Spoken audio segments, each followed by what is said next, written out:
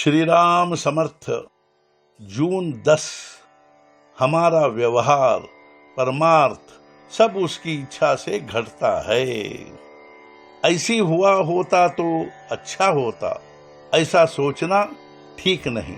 जो होना उचित था वही हुआ, और वह राम की इच्छा से ही हुआ।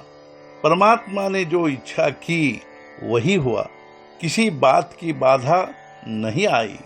यदि यही विश्वास हम रखें तो मन को आधार मिलता है। मेरे सब कर्मों के गुरु ही सूत्रधार हैं। सारी सत्ता गुरु के हाथ में है, उनके आगे किसी की एक भी नहीं चलती। हमारा जीना भी सब भगवान के हाथ में है, तो फिर और बातों की क्या गिनती।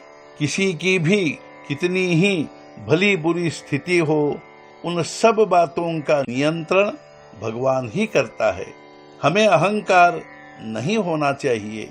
ऐसा ही हमें मानना चाहिए कि जो भी हो रहा है राम की इच्छा से हो रहा है।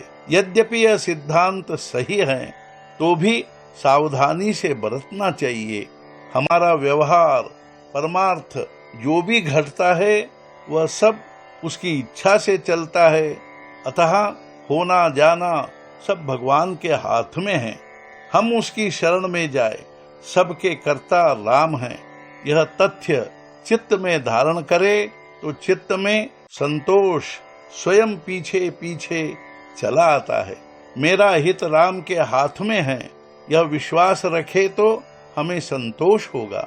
मैं और मेरा राम को अर्पण कर दे तो संतोष का पूर्ण अनुभव होगा। राम के चरणों में आशा रखे और आनंद तथा संतोष से रहे। अंतर में संतोष प्राप्त होना ही अपना साधन है। गृहस्थी में कम अधिक न देखे, जो है उसी में संतोष रखे।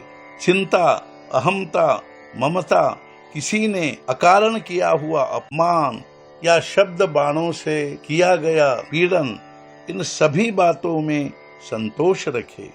हमें कोई दूसरा संतोष देगा ऐसा मानना भ्रांति है या गलती है। ईश्वर कृपा से ही उसकी प्राप्ति होती है।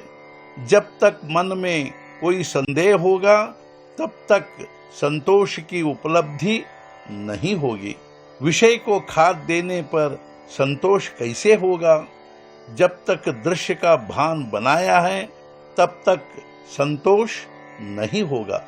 जब तक हमारी वृत्ति सभी प्रलोभनों से मुक्त नहीं होती तब तक मन के संतोष की स्थिति प्राप्त नहीं होगी। संतोष कोई देह का गुण नहीं है, अतः मन से हम भगवान की शरण जाए। पांडव वनवास में थे, फिर भी उनका मन अखंड अनुसंधान में रहता था। पांडव यद्यपि भगवंत के थे, फिर भी वे वनवास नहीं टाल पाए। उन्होंने नामस्मरण किया जिससे उन्हें संतोष मिला।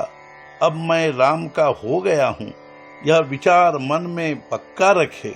जो मन की ऐसी स्थिति रखे उसे संतोष होगा। आज का मुख्य विचार, सबका कर्ता राम है, यह तत्व ध्यान में रखे तब संतोष होगा। सद्गुरुनाथ महाराज की जय। जय जय रघुवीर समर्थ।